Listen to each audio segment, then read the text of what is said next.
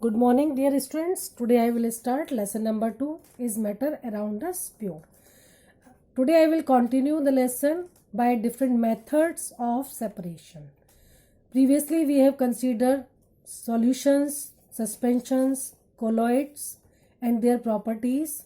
Now today I will continue the different methods of separation. I will continue it in two parts, part 1 and part 2.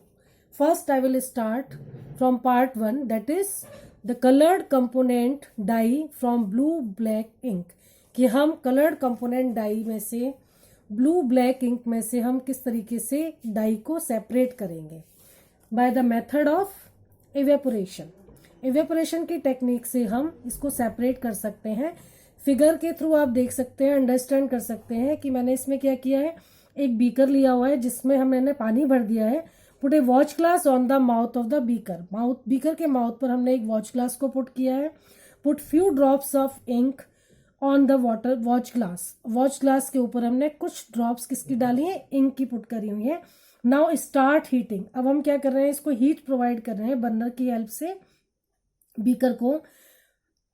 We do not want to heat the ink directly, क्योंकि हम ink को directly heat नहीं करना चाहते, इसलिए हमने क्या किया, इसको वॉच ग्लास में रखा हुआ है. पहले नीचे पानी लिया बीकर भर के और उसके ऊपर एक वॉच ग्लास रखा जिसमें हमने इंक को रखा.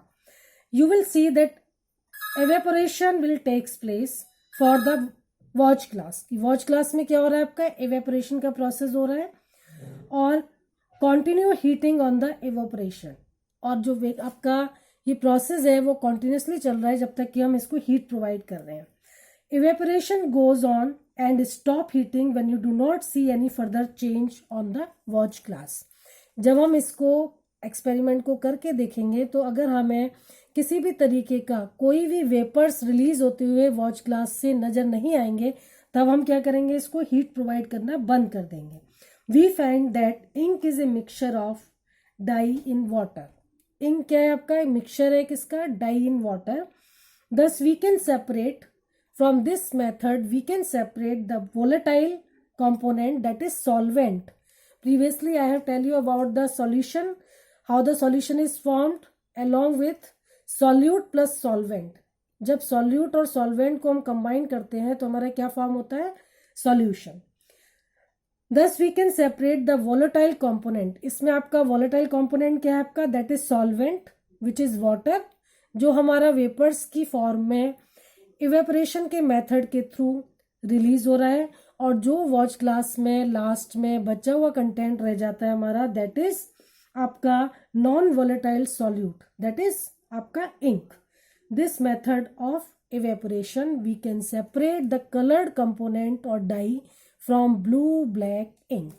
Now come to the second method of separation, that is separation of cream from milk by the method of centrifugation. Generally आपने देखा होगा कि घर में भी हम लोग क्या करते हैं, मिल्क लेकर के आते हैं, मिल्क को बॉईल करते हैं, बॉईल करने के बाद कुछ टाइम के लिए उसको हम रख देते हैं. उसके ऊपर एक आपको फैट की एक लेयर उसके ऊपर आपकी डिपॉजिट हो जाती है, जम जाती है, जिसको हम स्पून की हेल्प से सेपरेट कर लेते हैं. और फिर by the method of simple churning के मेथड के थ्रू, सेंट्रीफ्यूगेशन के मेथड के थ्रू हम क्या करते हैं, उसमें से क्रीम को सेपरेट कर लेते हैं, बटर को सेपरेट कर लेते हैं. मार्केट में आपके डिफरेंट टाइप के मिल्क आते हैं आज के टाइम में. फुल क्रीम मिल्क हो गया, टोन्ड हो गया, स्किम्ड मिल्क है या डबल टोन्ड मिल्क है. अगर आप इसमें से किसी में से भी मिल्क में से डायरेक्ट बटर को आप सेपरेट करना चाहो और आप सिंपली फिल्ट्रेशन की टेक्निक यूज कर रहे हो कि आपने दूध को फिल्टर कर दिया, फिल्टर करने के बाद क्या होगा कि इसमें जो पार्टिकल्स का साइज इतना छोटा होता है कि आपको फैट को आप इस मेथड के थ्रू सेपरेट नहीं कर सकते. उसको सेपरेट करने के लिए हमें टेक्निक यूज करनी पड़ती है, दैट इज सेंट्रीफ्यूगेशन. इस टेक्निक में हम क्या करते हैं, we take some amount of milk in a test tube by using centrifugation machines. Centrifugation machine का हम यूज करते हैं और उस मशीन में हम कुछ अमाउंट में मिल्क लेते हैं और मिल्क लेकर के जब हम मशीन के थ्रू उसको अच्छे से चर्न करते हैं तो आपका बटर वाला पोर्शन या फैट पोर्शन क्या होता है, आपका ऊपर की तरफ आ जाता है और जो आपका अदर लिक्विड पार्ट है वो हमारा नीचे की तरफ कलेक्ट हो जाता है. Bye using centrifugation machine churn it for 2 minutes. If we do not have machine, we can use the milk churner used in kitchen. घर में जो हमारे मिल्क चर्नर्स हैं हम उसको भी यूज कर सकते हैं चर्निंग के लिए. जो डेंस पार्टिकल्स आपके हैं वो नीचे की तरफ सेटल डाउन हो जाते हैं बॉटम में, और जो लाइटर पार्टिकल्स हैं stay at the top level पर कलेक्ट हो जाते हैं जब हम इसको अच्छे से तेजी से चर्न करते हैं. सेंट्रिफिकेशन की टेक्निक का हम कहाँ पर यूज़ करते हैं, कहाँ कहाँ ये अप्लाई होती हैं? In diagnostic laboratories for blood and urine test. जितने भी हमारे पैथ लैब्स हैं, पैथोलॉजिकल लैब्स हैं, वहाँ पर डायग्नोस्टिक लेबोरेटरीज में हम सेंट्रिफिकेशन की टेक्निक का यूज़ करते हैं for blood and urine test. In dairies and home to separate butter from cream. घरों में और डेयरीज में क्रीम और बटर को सेपरेट करने के लिए. In washing machines to squeeze out water from wet clothes. Washing machine में जो आपका कॉन्सेप्ट है वो भी कौन सा कॉन्सेप्ट यूज होता है हमारा?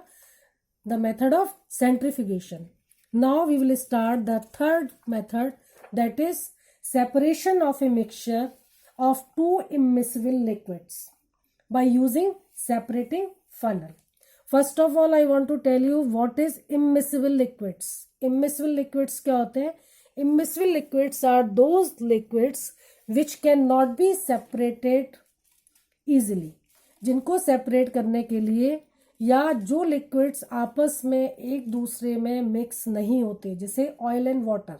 आप एक बर्तन में, किसी भी कटोरी में, बाउल में, एक थोड़ा सा प्लेट में पानी ले लीजिए, उसमें 1 या 2 ड्रॉप्स आप ऑयल की डाल दीजिए. आप देखेंगे कि ऑयल ड्रॉपलेट्स आपको वाटर में फ्लोट करते हुए नजर आएंगे, वो पानी में मिक्स नहीं होंगे. Such kind of liquids are called as immiscible liquids. इन लिक्विड्स को सेपरेट करने के लिए हम एक टेक्निक यूज करते हैं, और उस टेक्निक में हम एक इंस्ट्रूमेंट यूज करते हैं. That instrument is called as separating funnel. जैसे फिगर में आपको नजर आ रहा है, सेपरेटिंग फनल मैंने ली हुई है. This is a separating funnel. इसमें ऊपर की तरफ क्या है आपका बेटा? Kerosene oil. नीचे हमारा वाटर है. यहाँ पर एक स्टॉप कॉक लगा हुआ है. हम क्या करते हैं? स्टॉप कॉक को ओपन कर देते हैं. जैसे हम स्टॉप कॉक को ओपन करेंगे वाटर हमारा बाहर की तरफ मूव करना शुरू कर देगा, और हम इस कॉक को तब तक ओपन रखते हैं जब तक कि सारा का सारा वाटर हमारा इस सेपरेटिंग फनल से दूसरे कंटेनर में ना आ जाए. और जो चीज़ हमारी सेपरेटिंग फनल में बची रह जाती है लास्ट में, that is kerosene oil. After that 2 separate, और ये किसकी वजह से पॉसिबल हुआ आपका? सेपरेटिंग फनल में हमारी 2 सेपरेट लेयर बन गई, because both these liquids are immiscible in nature. अब इसके बाद जब सारा का सारा वाटर हमारा रिलीज हो गया, उसके बाद हम क्या करेंगे? क्लोज कर देंगे किसको? इस स्टॉप कॉक को off the separating funnel as the oil reaches the stop cock. और जब वाटर सारा निकल जाएगा तो केरोसिन ऑयल कहाँ पहुंचेगा? यहाँ पर पहुंचेगा. तो जैसे इस पॉइंट पर आएगा हम इसको इमीडिएटली क्लोज कर देंगे, जिससे कि जो सेपरेटिंग फनल में बचा रह गया हमारा that liquid, that is oil, और जो बाहर हमारा सेपरेट हो गया that is water. Now come to the next point, next method of separation, that is separation of dyes in black ink by chromatography. Chromatography, what is chromatography? Is the technique used for separation of those solutes that dissolve in the same solvent. जो same solvent में आपके dissolve होते हैं solutes, उसको separate करने के लिए हम कौन सी टेक्निक का यूज करते हैं? क्रोमेटोग्राफी का. इसमें देखिए बेटा, हमने एक थिन स्ट्रिप ली हुई है फिल्टर पेपर की, strip of a filter paper. उसके ऊपर मैंने एक लाइन ड्रॉ कर दी using a pencil. Line drawn by a pencil approximately 3 centimetre above the lower edge. ये लोअर एज है फिल्टर पेपर की स्ट्रिप की, उसे 3 सेंटीमीटर ऊपर मैंने एक लाइन ड्रॉ कर दी. Put a small drop of ink from a sketch pen. और ये आपको नजर आ रही है स्पॉट ऑफ इंक. एक स्मॉल मैंने ड्रॉप ऑफ इंक किसी स्केच पेन की हेल्प से सेंटर में इस लाइन की मैंने एक ड्रॉप लगा दिया. Lower the filter paper into a jar, let it dry. पहले हम क्या करेंगे? इस फिल्टर पेपर को ड्राई करेंगे. उसके बाद मैंने इस फिल्टर पेपर को, ये देखिए दूसरा इसके साथ में एक और फिगर आपको नजर आ रही है. इस फिगर में मैंने क्या किया है? एक आपका जार लिया है, या ग्लास बीकर लिया है, या टेस्ट ट्यूब लिया है, कोई भी चीज़ हम ले सकते हैं जिसमें कि पानी मौजूद है. और उसमें मैंने क्या किया है, इस फिल्टर स्ट्रिप को जिसके ऊपर मैंने स्केच पेन से एक डॉट लगाया हुआ था इंक का, उसको मैंने इसके अंदर इंसर्ट कर दिया।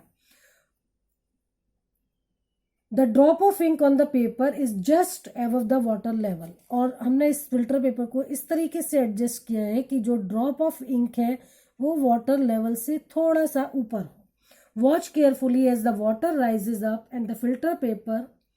और आपने ध्यान से देखना है इस चीज़ को। आप चाहो तो घर में भी एक्टिविटी करके देख सकते हो कि वाटर जो है आपका वाटर लेवल राइज करेगा धीरे धीरे, और आपने उसको ध्यान से देखना है कि फिल्टर पेपर पर किस तरीके से राइज कर रहा है, और आपने अपनी ऑब्जर्वेशन को रिकॉर्ड भी करना है।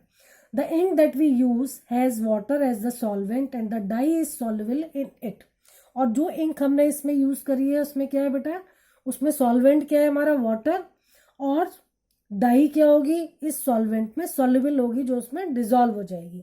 As the water rise on the filter paper it takes along with it. और जैसे जैसे ये आपका वाटर राइज करेगा, फिल्टर पेपर की जो डाई का लेवल है उसको भी ये क्या करेगा, इंक्रीज करेगा। The dye particles usually a dye in a mixture of 2 or more colours. Dye particles basically क्या है हमारे, usually a dye in a mixture of 2 or more colours. Die में क्या होते हैं हमारे, 2 या 2 से ज़्यादा कलर्स को मिला करके डाई बनाई जाती है। Generally this is a kind of mixture. The coloured component that is more soluble in water rises faster.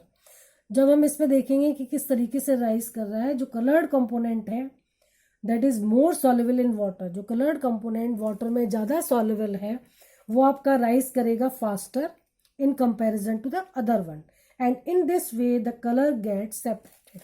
और इस तरीके से हम डिफरेंट कलर्स को सेपरेट कर सकते हैं। अब क्रोमेटोग्राफी का एप्लीकेशन हमारा कहाँ कहाँ पर होता है, to separate colours in a dye. Dye में जो डिफरेंट कलर्स होते हैं उनको सेपरेट करने के लिए। Pigment from natural colours, natural colours में से डिफरेंट पिगमेंट्स को सेपरेट करने के लिए। And drugs from blood, blood में अगर किसी भी तरीके की कोई ड्रग्स मौजूद हैं तो उसको फाइंड आउट करने के लिए भी हम इस टेक्निक का यूज़ करते हैं। The rest method I will discuss in my part 2. Thank you and have a nice day.